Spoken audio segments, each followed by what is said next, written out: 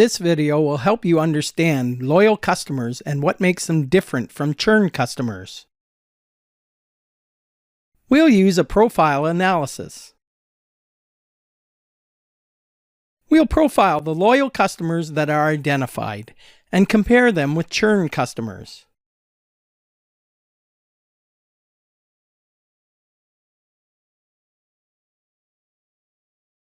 We'll use different customer attributes for building the profile. We'll select age numeric, gender decode,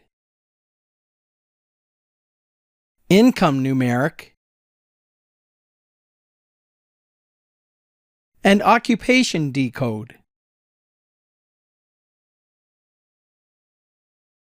Displayed are the most relevant attributes for customers that make them different from churn customers. Loyal customers are profiled as customers aged 55 or more that are retired or unemployed.